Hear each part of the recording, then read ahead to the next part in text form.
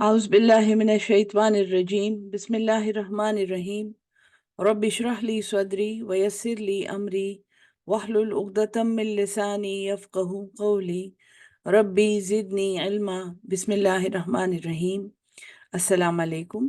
Welcome to session number 65 of Dawra Quran 2024. सूरह निसा पढ़ रहे हैं हम और वहीं से सबक शुरू करेंगे जहां से कल रोका था।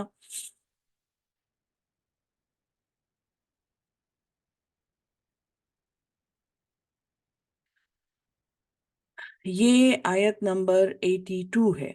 ये आखिरी आयत थी कल जो हमने पढ़ी थी। बिस्मिल्लाहिर्रहमानिर्रहीम। अफला क्या पस नहीं, ये तदब्बरून तदब्बर करते हैं। तदब्बर दुबुर से निकला है जिसका मतलब है पीछे जाना, यानी कि बार बार वापस लौट के एक चीज में गौर करना, फिक्र करना, इसको तदब्बर कहते हैं। अफला यतदब्बरून अल कुरान, क्या ये कुरान पर तदब्बर नहीं करते। वलौ कान मिन इंदि गैरिल्लाहि, ये कुरान पर एक एतराज था और अब भी है कि ये कुरान हुजूर सल्लल्लाहु अलैहि वसल्लम ने खुद लिख लिया है या उन्होंने किसी से लिखवाया है। इस तरह के एतराज़ात हमेशा से कुरान पर होते रहे हैं। सो यहाँ पे सवाल यही अल्लाह ताला पूछ रहा है, क्या ये कुरान में गौर नहीं करते। यानी कुरान में थोड़ा सा भी अगर कोई गौर करे वो ये समझ जाता है कि ये गैर अल्लाह की तरफ से नहीं हो सकता। लेकिन चूंकि एतराज करने वाले कभी कुछ सोचते नहीं हैं बल्कि अंधी तकलीद करते हैं और एतराज करते हैं, सो अल्लाह उन्हें दावत देता है कि तुम तदब्बर करो कुरान में। वलौ कान मिन इंदि गैरिल्लाहि, और अगर ये अल्लाह के सिवा किसी से होता, किसी गैर अल्लाह ने लिखा होता, लवजदू फीहा, अलबत्ता जरूर पाते वो इसमें, फीहे लवजदू फीहे, अलबत्ता ज़रूर वो पाते इसमें, इख्तिलाफन कसीरा, बहुत सारा इख्तिलाफ। व इज़ा जाअहुम, और जब जाअहुम आती है उनके पास, अमरुन कोई बात, कोई खबर, कोई फैसला, कोई काम, मिनल अमने, अमन से मुतल्लिक, चाहे वो कोई अमन की बात हो, अमन की खबर हो, अविल खौफे, या वो खौफ से मुतल्लिक हो, वो कोई खतरनाक बात हो, वो कोई डरा देने वाली बात हो, जंग की बात हो, इज़ाउ बिही, उड़ा देते हैं वो उसको, फैला देते हैं वो उसको। बहुत अहम आयत है ये। और सूरह निसा जो लोग बाकायदा सुन रहे हैं, आपको महसूस होगा कि जैसे जैसे सूरह अल फातिहा एक, आप समझें कि एक सूफियाना सब्जेक्ट लिए हुए सूरत थी। बहुत बड़े बड़े मफहूम उसके एक एक लफ्ज़ में थे, और जाहिर है वो पूरे कुरान का एक मुकदमा है, कुरान को खोलने वाली सूरत है। सो उसके मज़ामीन एक ख़ास तर्ज के थे।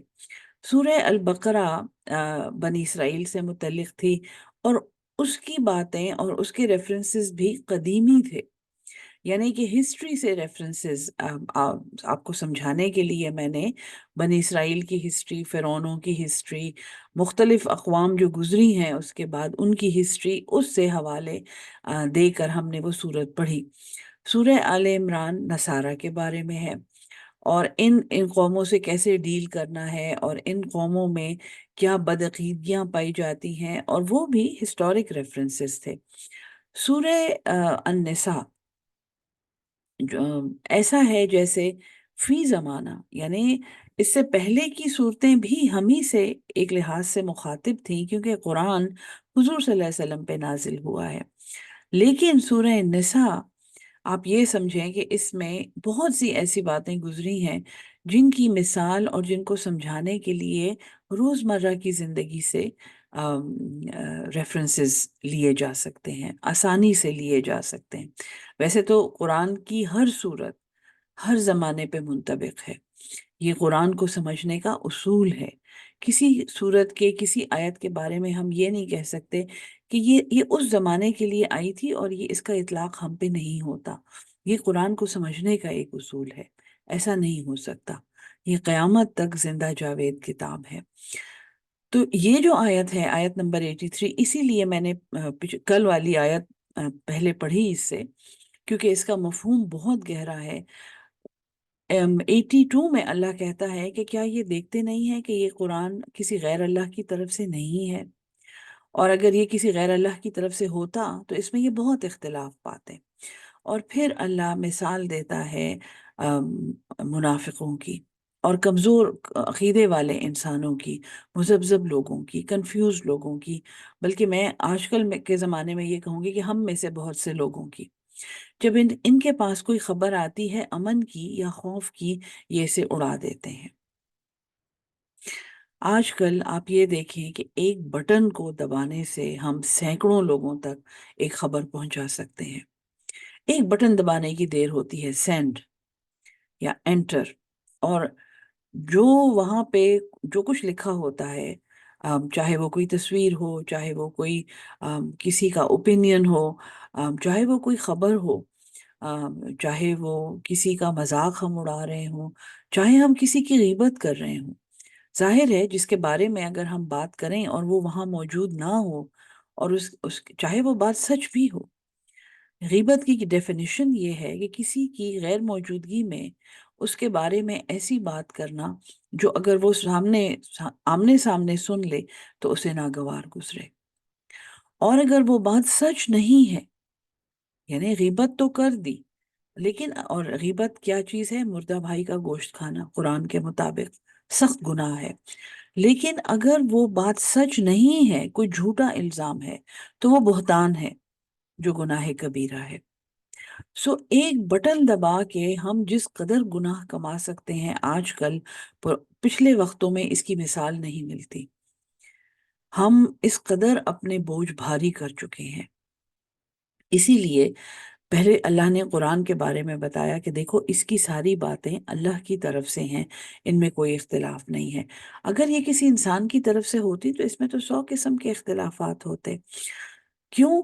کیونکہ تم نے دیکھا ہے، اور اللہ کہتا ہے جب ان کے پاس کوئی خبر آتی ہے امن کی یا خوف کی تو وہ اسے اڑا دیتے ہیں، فوراً مشہور کر دیتے ہیں، افواہوں کے بازار گرم ہو جاتے ہیں، چہمگوئیاں ہوتی ہیں، لوگ آپس میں ڈسکس کرتے ہیں، چاہے وہ حقیقت ہو یا نہ ہو، وہ بات زبان زد عام ہو جاتی ہے، اور کل ایک نئی بات اڑ جاتی ہے، وہ پرانی بات لوگوں کو بھول جاتی ہے۔ وَلَوْ رَدُّوهُ إِلَى الرَّسُولِ، اور اگر وہ اسے لوٹا دیتے رسول کی طرف، وَإِلَى أُولِي الْأَمْرِ، یا اولو الامر کی طرف، اپنے حاکموں کی طرف۔ اور اولو الامر کی ڈیفینیشن میں نے آپ کو پڑھا دی تھی، امید ہے آپ کو سمجھ آ گئی ہوگی کہ آج امت اولو الامر لوگوں سے محروم ہے۔ ایسے لوگوں کو ڈھونڈنا بہت مشکل ہے جن سے رہنمائی طلب کی جائے اور وہ اس سکیل پہ پورا اترتے ہوں۔ کم از کم یعنی حاکموں کی لائن میں اور حاکموں کی مشینری میں ایسے لوگ بہت کم ہیں۔ عالموں میں پائے جاتے ہیں، چند ہو سکتا ہے چند افسران بالا ایسے ہوں، چند تعلیم یعنی معلم اور تعلیم سے منسلک لوگ ایسے ہوں، لیکن جو ہمارے حاکم ہیں، جو حکومت کا نظام ہے اس وقت، اور میں کسی ایک شخص کی طرف اشارہ نہیں کر رہی، جو ہمارے ملکوں میں سیاسی نظام ڈیموکریسی کے نام پہ متعارف کیا گیا ہے، ان میں ایسے اولو الامر نہیں ہیں۔ اگر وہ اس خبر کو رسول یا اولو الامر کی طرف لوٹا دیتے، منہم اپنے میں سے، لَعَلِمَهُ الَّذِينَ، اب وہ اولو الامر جو اس بات کا حق رکھتے ہیں کہ آپ اپنے مسائل ان کے پاس لے کر جائیں، لَعَلِمَهُ الَّذِينَ، البتہ جان لیتے اس کو وہ لوگ، اس کے بارے میں علم ہو جاتا ان لوگوں کو، يَسْتَنبِطُونَهُ، بہت پیارا لفظ ہے، بہت پیارا لفظ ہے یہ، يَسْتَنبِطُونَهُ مِنْهُمْ، يَسْتَنبِطُونَ، اس کی روٹ کیا ہے؟ بے تھوئے نون، بطن، پیٹ، گہرائی، جسے باطن نکلا ہے، اندر، اور بطن کی روٹ سے یہ لفظ نکلا ہے، اس کو اردو میں ہم کہہ سکتے ہیں استنباط، یعنی ایک چیز کی گہرائی میں غوطہ لگانا، غور و فکر کرنا، ریسرچ کرنا. اسی لیے یہ لفظ مجھے اتنا پسند ہے، کیونکہ مجھے بہت احساس ہے کہ امت مسلمہ نے جس دن ریسرچ کی ویلیو سمجھ لی، وہ دن شاید ان کی ایک نشاط، ایک نئی زندگی، ایک آپ سمجھیں کہ ایک جو احیاء ہوتی ہے اس کا وہ پہلا دن ہوگا. استنباط کرنا، ایک بات کی تہ میں پہنچنا. اور آپ نے ایسے لوگ ہر گروپ میں دیکھے ہوں گے جو ایسی خبروں کے اوپر فوراً سے کمنٹ کرتے ہیں کہ یہ غلط ہے، ہم نے اسے چیک کیا ہے، ہم نے اسے فیکٹ چیک کیا ہے، ہم نے اس کو جا کے فلاں اخبار میں دیکھا ہے، اس میں جس سائنسدان کا نام لکھا ہے ہم نے اس کو جا کے دیکھا ہے. استنباط کرنا اتنا اہم ہے. ریسرچ کرنا، یہ لفظ تو یعنی اس قدر یہ خوبصورت لفظ ہے. جیسے فعل کے وزن پہ اگر آپ اس کو دیکھیں، جو عربی کی گردانیں پڑھتے ہیں تو یستنبتونہ استفعال، ہاں، ایک کام کو پورا کرنا، ایک کام کو اس کی جڑ تک جا کے کرنا، بہت گہرائی میں ایک کام کرنا اور بہت ایکٹیولی ایک کام کرنا. اس کو جان لیتے وہ لوگ جو استنباط کرتے ہیں ان میں سے. اس کا مطلب ہے کہ اولو الامر کے لیے ایک مکمل سمجھ کا ہونا اور حکمت کا ہونا اور اس کے علم کا سب لوگوں سے زیادہ ہونا، جو اس کے مابین، جو اس کے ساتھ لوگ کام کر رہے ہیں اور جو اس کو اولو الامر سمجھتے ہیں، ان سے اس کا علم بھی زیادہ ہونا چاہیے. اور ان لوگوں سے زیادہ اس کی کیپیسٹی ہونی چاہیے کہ یہ ریسرچ کر سکے، یہ ایک بات کی جڑ تک پہنچ سکے، یہ استنباط کر سکے. تو اب میرے خیال میں نے آپ کو ایک ایسا کرائیٹیریا دے دیا ہے اللہ کے فضل سے، اور قرآن کا ایک انعام ہے یہ کہ ہمیں اولو الامر لوگوں کو جانچنے کا ایک پیمانہ اللہ نے دیا ہے بڑا خوبصورت، کہ اولو الامر کو یہ دیکھو کہ جب اس کے پاس کوئی فضول بات پہنچتی ہے تو کیا یہ اسے ویسے ہی اڑا دیتا ہے بغیر کسی تحقیق کے؟ جب لوگ اس سے کوئی بات پوچھتے ہیں تو کیا یہ پاپولر اوپینین بول رہا ہوتا ہے یا یہ اس کے اوپر مکمل تحقیق کر چکا ہوتا ہے اور اس کو اس کے بارے میں سارا بیک گراؤنڈ پتا ہوتا ہے؟ اور اگر نہیں پتا ہوتا تو وہ اولو الامر بننے کے قابل نہیں ہے. یہ ہماری بدقسمتی ہے کہ ہم اسے ووٹ دینے پر مجبور ہیں، اور یا پھر شاید اسے ووٹ دینا بھی نہیں چاہیے، اور یا پھر کسی کو شاید ووٹ نہیں دینا چاہیے. یہ چند باتیں ہیں جو قرآن جب آپ پڑھتے ہوئے سوچتے ہیں اور استنباط کرتے ہیں تو یہ باتیں آپ کو سمجھ آتی ہیں. وَلَوْلَا فَضْلُ اللَّهِ، اور اگر نہ ہوتا اللہ کا فضل، علیکم، تم پر، وَرَحْمَتُهُ، اور اس کی رحمت، لَتَّبَعْتُمْ، البتہ تم اتباع کرتے، الشیطان، شیطان کا، الا قلیلا، مگر بہت تھوڑے تم میں سے. تو اگر اللہ کی رحمت تم پر نہ ہوتی اور اس کا فضل تمہارے پاس نہ ہوتا، تم تو شیطان کے پیچھے پڑ جاتے. اللہ اصل میں کیا کہتا ہے کہ جو سنی سنائی باتوں پر اعتبار کرتے ہیں، جو سنی سنائی باتوں اور افواہوں کے اڑانے میں انوالو ہوتے ہیں، اصل میں وہ شیطان کا اتباع کر رہے ہوتے ہیں. حق کا ایسی باتوں سے کوئی تعلق نہیں ہے. فقاتل فی سبیل اللہ، بس قتال کرو، لڑو اللہ کی راہ میں. لا تکلفو، تم مکلف نہیں ہو، تم پر کوئی تکلیف نہیں ہے، الا نفسک، مگر تمہاری اپنی جان کی. اے محمد صلی اللہ علیہ وسلم، آپ اللہ کی راہ میں لڑیں. حق یہ ہے کہ حق کے لیے لڑنا ہے. باقی اس کے ارد گرد بہت سی باتیں ہوں گی، بہت سی بہانے ہوں گے، بہت سے اور راستے ہوں گے جو لوگ آپ کو سکھائیں گے. آپ نے حق کے لیے اللہ کی راہ میں لڑنا ہے، اور آپ اپنی جان کے سوا کسی کے لیے جواب دہ نہیں ہیں. اگر دیکھیں، ہر حق پرست کو اللہ تعالیٰ یہ سبق دے رہا ہے، حق کے لیے لڑنا ہے، چاہے تمہارے ساتھ کوئی بھی نہ ہو، تم اکیلے ہو، تم صرف اپنی جان کے لیے جواب دہ ہو. تم یہ نہیں کہہ سکتے کہ جی میرے ساتھ فوج نہیں تھی اس لیے میں نہیں لڑا. تم فوج کے لیے جواب دہ ہو ہی نہیں، فوج اپنے لیے جواب دہ ہے. وَحَرِّضِ الْمُؤْمِنِينَ، اور آمادہ کریں، سمجھائیں مومنوں کو، ان کو موٹیویٹ کریں. حرض کا لفظ جو ہے یہ موٹیویشن میں ہے. تو موٹیویٹ کریں مومنوں کو. عسى اللہ، قریب ہے کہ اللہ، ان یکف، یہ کہ وہ روک دے، باس الذین کفروا، جنگ ان لوگوں سے جنہوں نے کفر کیا. یعنی یہ ہے کہ وہ کافروں کا زور، باس جو ہے یہ جنگ کی شدت میں جو سختی ہوتی ہے اور زور ہوتا ہے اس کو باس کہتے ہیں. تو قریب ہے کہ اللہ تعالیٰ روک دے ان کی سختی کو. جن لوگوں نے کفر کیا ان کی سختی کو اللہ تم سے روک دے، لیکن تم نے لڑائی کرنے سے پیچھے نہیں ہٹنا. واللہ، اور اللہ، اشد باسن، وہ بڑا سخت ترین ہے جنگ میں. وہ اشد، اور بڑا سخت ہے وہ، تنکیلا، سزا دینے میں، عبرت ناک سزا دینے میں. سو اللہ پر توکل کرنا ہے. من یشفع، جو بھی سفارش کرے، شفاعتن حسنہ، ایک نیک سفارش. ایک اور معاشرتی حکم ہے یہ، اور نساء میں یہاں پہ اس لیے ہے کیونکہ اولو الامر لوگوں کی اور مومنوں کی اور جنگ کی باتیں ہو رہی ہیں. سو کمیونٹی میں اور اولو الامر لوگ کیسے اوپر پہنچتے ہیں، بہت بہت ضروری بات ہے یہ سمجھنا. ایک سسٹم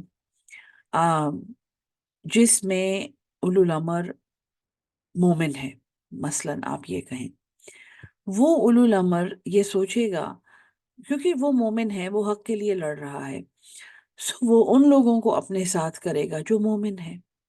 وہ اس معاشرے میں وہ کچھ رائج کرے گا، وہ اپنے سسٹم میں ایسی باتیں لائے گا جو اللہ کی کتاب کے مطابق ہیں. اور آہستہ آہستہ وہ سارا سسٹم اور وہ سارا نظام اللہ کی کتاب کے مطابق ہو جائے گا. اگر اولو الامر، اسی سسٹم کا اولو الامر ایک دنیا پرست، موقع پرست، لالچی، کمزور ایمان والا، بد دیانت اور غیر ذمہ دار انسان ہے، بدقسمتی سے یہ اس نظام کی اور اس معاشرے کی ایک بدبختی ہے اگر ایسا شخص اولو الامر بن جائے. اب وہ بنا کسی بھی طریقے سے ہے، یا تو اوپر سے ویسٹڈ انٹرسٹ جن قوموں کے ہیں، اور مسلمانوں کی دشمن قومیں، اسلام کی دشمن قومیں، کسی خاص معاشرے میں رہنے والوں سے نفرت کرنے والی قومیں ایسے اولو الامر لائیں گی، اور وہ ایسے نظام متعارف کراتے ہیں جس کے ذریعے ایسے بددیانت اور بے ایمان اولو الامر لوگوں کا آنا آسان ہو جاتا ہے. اور سب سے آسان سسٹم ہمارے اور آپ کے ہاں جمہوریت، وہ جو دھوکہ ہمیں دیا گیا ہے ڈیموکریسی کا، جس میں ایک قرآن پڑھے ہوئے انسان کا ووٹ بالکل اس کے برابر ہے جو قرآن نہ صرف نہ پڑھا ہوا ہے، جس کا ہر عمل قرآن کے منافی ہے. ان دونوں کے ووٹ برابر ہیں. اور اس معاشرے میں جب یہ اولو الامر اوپر آ کے بیٹھتا ہے، یہ بے ایمان انسان، تو یہ اپنے ہی جیسے لوگوں کو لائے گا، اور وہ سارا معاشرہ فاسد ہو جائے گا، وہ پلید اور نجس لوگوں سے بھر جائے گا. اس میں بدکاری کو نارمل سمجھا جائے گا، کیونکہ اولو الامر کرتے ہیں، ہمارے بڑے یہ کرتے ہیں. اس میں شراب نوشی اور زنا عام ہو جائے گی، کیونکہ جو لوگ اوپر سے وہ سسٹم لائے ہیں ان کے ہاں وہ چیز جائز ہے. سو یہاں پہ سفارش کا ذکر کرنا بہت ضروری ہے. یہ حدیث میں نے آپ کو پہلے بھی سنائی تھی، کل شاید سنائی تھی، کہ حضور صلی اللہ علیہ وسلم نے فرمایا، میں بہت ڈرتا ہوں تمہارے بارے میں اس وقت سے جب تمہارے سارے کام خراب ہو جائیں گے. اور صحابہ نے عرض کیا، یا رسول اللہ صلی اللہ علیہ وسلم، وہ کون سا وقت ہوگا؟ تو آپ نے فرمایا، جب ذمہ داری نااہل کو دی جائے گی. اور نااہل کو ذمہ داری تبھی دی جاتی ہے جب اس کے ساتھ سفارش ہو. سو جس نے ایک سفارش کی، شفاعتن حسنہ، ایک نیک سفارش، ایک اچھائی کی بات میں، یکن لہو نصیب منہا، اس کے لیے ہو جائے گا ایک حصہ اس میں سے. ایک اچھے انسان کو پروموٹ کیا. حضرت یوسف علیہ السلام کی سفارش کی تھی اس قیدی نے کہ وہاں پہ خوابوں کی تعویلیں بتانے والا ایک شخص ہے. یہ سفارش ہے. وَمَن يَشْفَ شَفَاعَةً سَيِّئَةً، اور جس نے ایک بری بات میں سفارش کی، یَکُن لَہُ کِفْلٌ مِّنْہَا، ہو جائے گا اس کے لیے ایک بوجھ اس میں سے۔ اس قدر یہ خوفناک بات ہے جس کی وجہ سے صحابہ کسی کی سفارش نہیں کرتے تھے۔ آج اگر میں سفارش کر کے 70 نوجوانوں سے اپنے بچے کو آگے کر دوں اور وہ 70 نوجوان ان کا حق میں مار دوں، میرا بچہ اس قابل نہیں ہے کہ وہ میرٹ لسٹ میں نمبر 1 آئے، وہ میرٹ لسٹ میں 71 نمبر پر ہے، 71 نمبر پر ہے، لیکن میں اس کو 70 نوجوانوں سے اوپر لے جاؤں سفارش کر کے، کیونکہ میں کر سکتی ہوں۔ ان 70 گھرانوں میں کماؤ پوت بننے کا حق میں نے ان نوجوانوں سے لے لیا۔ وہ واپس گئے، ان میں سے ایسی کہانیاں بہت عام ہیں، ان 70 نوجوانوں میں سے ہو سکتا ہے کوئی ایک خودکشی کر لے، اس کا گناہ میرے گلے ہے کیونکہ میں نے اپنے بچے کی سفارش کی ہے۔ اس کے بعد ان گھروں میں جو بھوک ہوگی، جو افلاس ہوگا، جو مایوسی ہوگی، ان میں سے کتنے نوجوان دارالکفر میں چلے جائیں گے کیونکہ وہ اپنے ملک میں کما نہیں سکتے، اپنے بچوں کا پیٹ نہیں بھر سکتے۔ یہ سب گناہ میرے گلے پر ہیں۔ میں سفارش کر کے ایسے لوگوں کو نظام میں لائی ہوں جو نہ تو اپنا کام کر سکتے ہیں اور 70 خاندانوں کا کام انہوں نے مزید خراب کر دیا ہے، اور میں نے ایک ایسی مثال قائم کی ہے جو میرے ساتھ کے باقی لوگ سب اس کی اقتدا کریں گے کیونکہ میں اولو الامر ہوں۔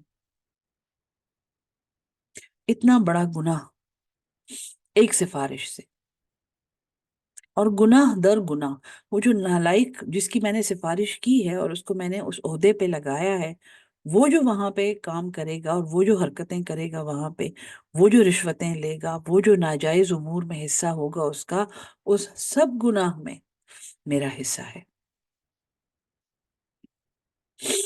وَكَانَ اللَّهُ، اور ہے اللہ، عَلَى كُلِّ شَيْءٍ مُقِيتًا، ہر چیز پر وہ ایک قدرت رکھنے والا ہے، ہر چیز کا حساب رکھنے والا ہے، ہر چیز کا وقت مقرر کرنے والا ہے۔ وَإِذَا حُيِّيتُمْ، اور جب تمہیں کوئی تحیہ کرے، دعا دے، سلام، یہ جو ہم ایک دوسرے کو السلام علیکم کہتے ہیں، اس کو تحیہ کہتے ہیں۔ تو جب تمہیں کوئی دعا دے بتحیّتٍ، کسی بھی سلام سے، فحیّوا بأحسن، تو تم اس سے بہتر سلام کرو، منہا او ردوہا، جب تمہیں کوئی دعا دے، یعنی تم تحیہ، اسلام میں ہم السلام علیکم، اور یہ ایک مسلمان کا دوسرے پہ حق ہے کہ اسے سلام کیا جائے اور اس کا جواب دیا جائے، اور کسی مسلمان کے لیے یہ جائز نہیں ہے کہ وہ 3 دن سے زیادہ ایک دوسرے سے بات نہ کرے، یہاں تک کہ ایک دوسرے کو سلام نہ کرے۔ تو جب تمہیں کوئی سلام کرے، معاف کیجیے گا، بتحیّۃ فحیّوا بأحسن، تو اس کا جواب دو، دعا دو اس سے بہتر، جیسے السلام علیکم تو السلام علیکم ورحمۃ اللہ، یا وعلیکم السلام ورحمۃ اللہ وبرکاتہ، سو اس سے بہتر دو، یا تم وہی لوٹا دو، وعلیکم السلام۔ ٹھیک ہے جی۔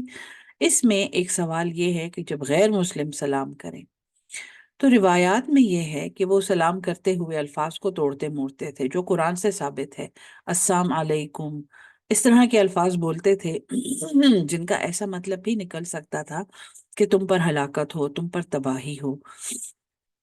ان کو وعلیکم کہنے کا حکم تھا۔ مدینہ میں صحابہ وعلیکم کہتے تھے کہ جو تم نے مجھے کہا وہی تمہارے لیے، وعلیکم، یہ تم پر بھی۔ فی زمانہ ہم نے، ہمارے جو شارع ہیں اور ہمارے فقہاء، انہوں نے یہ حکم قائم رکھا ہے کہ جب کوئی غیر مسلم سلام کرے تو جواب میں وعلیکم کہنا کافی ہے، اور مسکرا کے اچھے طریقے سے ان کا حال پوچھا جا سکتا ہے۔ یہ کہنا کہ ان کو جواب بھی نہیں دینا، یہ اخلاق کے منافی بات ہے، کیونکہ حییتم کہا گیا ہے، جب تمہیں کوئی دعا دے تو تم اسی دعا سے اس کا جواب دو، یا اس سے بہتر، اور یا وہی لوٹا دو۔ ان اللہ، بے شک اللہ، کان علی کل شیء حسیبا، اللہ ہر چیز کا حساب کرنے والا ہے، تمہیں حساب کرنے کی کوئی ضرورت نہیں ہے، اللہ تعالیٰ حساب رکھتا ہے۔ اللہ لا الہ الا ہو، اللہ وہ ہے جس کے سوا کوئی الہ نہیں ہے، لیجمعنکم، البتہ وہ ضرور تمہیں جمع کرے گا، الی یوم القیامہ، قیامت کے دن، لا ریب فیہ، جس میں کوئی دھوکہ نہیں ہے، جس میں کوئی شک نہیں ہے، ومن اصدق، اور کون زیادہ سچا ہے، من اللہ، اللہ سے، حدیثہ، بات کرنے میں، فما لکم، بس تمہیں کیا ہوا ہے، فی المنافقین، منافقوں کے بارے میں، فئتین، تم دو گروہ ہو رہے ہو، واللہ ارکسہم، جبکہ اللہ نے انہیں اوندھا کر دیا ہے، بما کسبو، بسبب اس کے جو وہ کرتے تھے، اتریدون، کیا تم یہ چاہتے ہو، ان تہدو، یہ کہ تم راہ پر لاؤ، من اضل اللہ، جس کو اللہ نے گمراہ کیا ہے۔ اس واقعے کا ایک بہت تاریخی پس منظر ہے جو ڈسکس کروں گی میں انشاءاللہ ابھی آگے جو سبق آئے گا، لیکن یہ کہ مدینہ کے مسلمانوں کو یہ کہا جا رہا ہے کہ آیا ان کو سلام کیا جائے اور ان کی میتوں پہ جایا جائے اور ان کے ساتھ تعلق رکھا جائے یا نہ رکھا جائے، اس بابت مدینہ کے جو مومن تھے وہ ڈیوائیڈڈ تھے اوپینین میں۔ تو اللہ تعالیٰ فرماتا ہے کہ تمہیں کیا ہو گیا ہے کہ تم منافقوں کے بارے میں دو گروہ بن گئے ہو، اور اللہ نے انہیں اوندھا کر دیا ہے بسبب ان کے جو انہوں نے کمایا، جو انہوں نے کام کیے۔ تم یہ چاہتے ہو کہ تم اسے ہدایت دے دو جس کو اللہ نے گمراہ کیا ہے، وَمَن يُضْلِلِ اللَّهُ، اور جسے اللہ گمراہ کر دے، فَلَن تَجِدَ لَهُ سَبِيلًا، تو ہرگز تم نہیں پاؤ گے اس کے لیے کوئی راستہ۔ وَدُّ، وہ چاہتے ہیں، لو تکفرون، کاش کہ تم کافر ہو جاؤ، کما کفرو، جیسا کہ وہ کافر ہوئے، فتکونون، پس تم ہو جاؤ گے، سواء، برابر، فلا تتخذوا، پس نہیں لینے ہیں، نہیں بنانے ہیں، منہم اولیاء، ان میں دوست، حتی یہاجروا، یہاں تک کہ وہ ہجرت کر جائیں، فی سبیل اللہ، اللہ کی راہ میں۔ سو منافقوں کا ایک بہت بڑا ٹیسٹ یہ ہے کہ وہ اللہ کی راہ میں اپنے مفادات کو، اپنے کاروباروں کو، اپنے ویسٹڈ انٹرسٹ کو چھوڑتے ہیں یا نہیں۔ بہت بڑا ٹیسٹ ہے یہ، یہاں تک کہ وہ ہجرت کر جائیں اللہ کی راہ میں، فَإِن تَوَلَّوْا، پس اگر وہ منہ موڑیں، اگر وہ نہ کریں ہجرت، فَخُذُوهُمْ، تو ان کو پکڑ لو، وَاقْتُلُوهُمْ، اور انہیں قتل کرو، حَيْثُ وَجَدتُّمُوهُمْ، جہاں کہیں تم انہیں پاؤ، وَلَا تَتَّخِذُوا مِنْهُمْ، اور نہیں بنانے ہیں ان میں سے، ولیًا، کوئی بھی دوست، ولا نصیرا، اور نہ ہی مددگار۔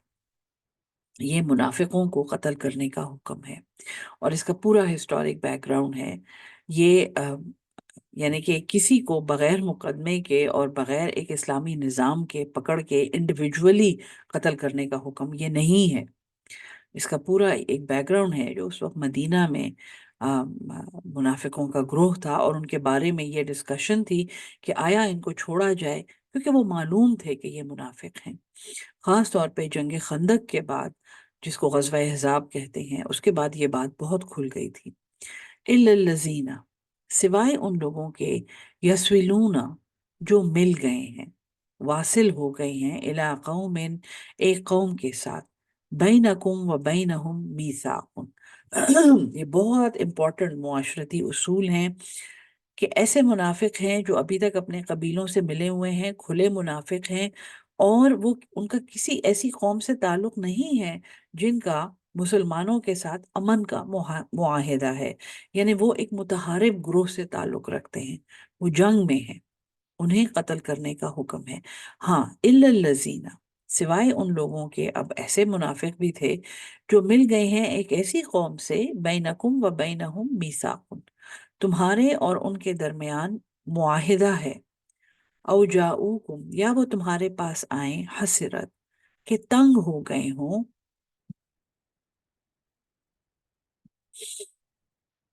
صدورہم، ان کے دل، این یقاتلوکم، یہ کہ وہ تم سے لڑیں، او یقاتلو قومہم، یا وہ تمہاری قوم سے لڑیں۔ ایک وہ منافق ہے جو متحارب گروہ سے ہے اور ان کی قوم سے ہے، اور وہ لڑ بھی رہا ہے، دشمن بھی ہے، اور تمہیں پتا ہے کہ وہ منافق ہے، اس کو قتل کرنے کا حکم ہے۔ ایک وہ منافق ہے جو ایک ایسی قوم سے مل گیا ہے علل اعلان، ایک ایسی قوم کا حصہ ہے، یا وہ اس میں شامل ہو گیا ہے، یا اس نے اس قوم میں شادی کر لی ہے، جن کے ساتھ مسلمانوں کا امن کا معاہدہ ہے، پھر اس کو کچھ نہیں کہنا۔ یا وہ ایسا منافق ہے جو وہ اپنے قبیلے کو چھوڑ کے مسلمانوں کے پاس آئے ہے، تو قبیلہ سارا خلاف ہے اور وہ متحارب ہے، جنگ میں ہے، لیکن یہ شخص یہ کہے کہ میں کسی سے نہیں لڑنا چاہتا اور مجھے پناہ چاہیے، اور مجھے پتا ہے کہ آپ لوگ جیت جائیں گے، میں نے ان سے نہیں، میں نے اپنی قوم کے ساتھ نہیں ملنا کہ وہ آپ سے لڑیں۔ وَلَوْ شَاءَ اللَّهُ، اور اگر اللہ چاہتا، لَسَلَّطَهُمْ، تو انہیں مسلط کر دیتا، علیکم، فلقاتلوکم، تو پھر وہ ضرور تم سے لڑتے۔ اگر ان کی قومیں تم پہ مسلط ہو جاتی تو پھر یہ ضرور تم سے لڑتے، پھر تو یہ فاتح ہوتے۔ فَإِنِ اعْتَزَلُوكُمْ، پس اگر وہ الگ ہو جائیں، کنارہ کش ہو جائیں، علیحدگی اختیار کریں، فَلَمْ يُقَاتِلُوكُمْ، پھر وہ نہ لڑیں تم سے، وَأَلْقَوْا، اور وہ ڈالیں، إِلَيْكُمُ السَّلَمَ، تمہاری طرف ایک صلح کا پیغام۔ فما جعل اللہ، تو پھر نہیں بنایا ہے اللہ نے، لکم، تمہارے لیے، علیہم سبیلا، ان پر کوئی بھی راستہ۔ آیت نمبر 90، یہ بہت امپورٹنٹ معاشرتی احکامات ہیں۔ ستجدون، عنقریب تم پاؤ گے، آخرین، ایک اور قسم کے لوگ، یریدون، جو چاہتے ہیں، ان یامنوکم، یہ کہ وہ تم سے امن میں رہیں، وَيَامَنُوا قَوْمَهُمْ، اور وہ اپنی قوم سے بھی امن میں رہیں۔ ان قریب مدینہ میں جو ریاست قائم ہو رہی تھی وہ بہت دور دور تک پھیلنے والی تھی، اور اس میں بہت سے ایسی قومیں اور ایسے قبیلے شامل ہونے والے تھے جو مسلمانوں کے ساتھ امن کے معاہدے کرتے تھے، اور مسلمان اتنے پاورفل تھے کہ وہ ان کو خراج ادا کرتے تھے، وہ ان کو ٹیکس دیتے تھے، وہ ان کے ساتھ کانٹریکٹس کرتے تھے کہ ہم آپ سے نہیں لڑیں گے، اگر آپ کے ساتھ کوئی لڑا تو ہم آپ کے ساتھ شامل ہو جائیں گے، ہم آپ کا ساتھ دیں گے، یا ہم کسی سے نہیں لڑیں گے لیکن آپ سے نہیں لڑیں گے۔ اور یہ کہ اگر ہم پہ کسی نے حملہ کیا تو آپ ہماری مدد کریں گے۔ بہت سے ایسے کانٹریکٹ، یہ مسلمانوں کی ٹریننگ ہو رہی ہے جہاد فی سبیل اللہ سمجھانے کے بعد اور اس کی ترغیب دینے کے بعد۔ اللہ تعالیٰ یہ سمجھا رہا ہے کہ دیکھو، جہاد کے بعد جب تم اللہ کی راہ میں لڑو گے تو تمہاری ایک ریاست قائم ہوگی، اور اس میں تمہیں مختلف قسم کی قوموں سے سامنا ہوگا، مختلف قسم کی قوموں سے واسطہ پڑے گا۔ یہ ایک فورن پالیسی بنانی ہے، یہ ایک ملٹری پالیسی بنانی ہے۔ تو عنقریب تمہیں ایسے لوگ ملیں گے جو یہ چاہیں گے کہ وہ تم سے بھی امن میں رہیں اور اپنی قوم سے بھی امن میں رہیں۔ یہ لڑاکی قومیں ہیں، وہ لوگ کہیں گے کہ ہم نے ہر طرف امن سے رہنا ہے۔ اب اللہ تعالیٰ ایک وارننگ دے رہا ہے، کلما ردو، جب کبھی یہ لوٹائے جاتے ہیں، الی الفتنۃ، فتنے کی طرف۔ ہاں، یہ لوگ ایسے ہیں کہ یہ اپنی قوم کو بھی کہیں گے کہ ہم تمہارے ساتھ نہیں لڑنا چاہتے، اور مسلمانوں کو بھی کہیں گے کہ ہم تم سے بھی نہیں لڑنا چاہتے، ہمیں امن چاہیے۔ لیکن جب کبھی یہ لوٹائے جائیں گے ایک فتنے کی طرف، ارکسو فیہا، یہ پلٹ جاتے ہیں اس میں، یہ شرپسند ہیں، یہ سچے منافق ہیں۔ فَإِن لَّمْ يَعْتَزِلُوكُمْ، پس اگر وہ تم سے الگ نہ ہوں، وَيُلْقُوا، اور وہ نہ ڈالیں، إِلَيْكُمُ السَّلَمَ، تمہاری طرف ایک صلح کا پیغام، وَيَكُفُّوا أَيْدِيَهُمْ، اور وہ نہ روکیں اپنے ہاتھوں کو، فَخُذُوهُمْ، تو پھر یہ لوگ کس کے اہل ہیں؟ فَخُذُوهُمْ، پس انہیں پکڑو، وَاقْتُلُوهُمْ، اور انہیں قتل کرو۔ جب تمہاری ریاست قائم ہو چکی ہو تو پھر تمہیں اس کا حق ہے کہ ان شرپسندوں کو تم پکڑو اور انہیں قتل کرو، حیث ثقفتموہم، جہاں کہیں تم انہیں پاؤ۔ وَأُولَئِکُمْ، اور یہی وہ لوگ ہیں، جعلنا لکم، ہم نے بنایا ہے تمہارے لیے، علیہم، ان پر، सुल्तानम मुबीना, एक खुली सनद। तुम्हें अल्लाह की तरफ से इजाजत है ऐसे लोगों को कत्ल करने की, इनको पकड़ने की जो रियासत के दुश्मन हैं और जो जब कभी किसी फितने की तरफ बुलाए जाते हैं, मसलन जासूस होते हैं, मसलन लगाई बुझाई करते हैं दो कौमों के बीच में, मसलन अपने मफादात के लिए काम करते हैं, कौम के मफाद के लिए काम नहीं करते, इनको पकड़ना है, इन्हें कत्ल करना है और अल्लाह की तरफ से तुम्हें इसकी खुली इजाज़त है। इसकी रोशनी में आजकल फी ज़माना जितनी मुसलमान मुमलिकतें हैं जो अपने आप को मुसलमान कहती हैं, उनका जायज़ा लें और मुझे उम्मीद है कि आपको भी वही बात समझ आएगी जो हर कुरान पढ़ने वाले को समझ आती है। अल्लाह ताला हम सबको कुरान समझ के उस पे अमल करने वाला और उसको आगे पहुंचाने वाला अहलुल कुरान बना दे। आमीन सुम आमीन। अस्सलाम वालेकुम वरहमतुल्लाहि वबरकातुहू। अगला सबक 10 मिनट के बाद होगा इंशाल्लाह।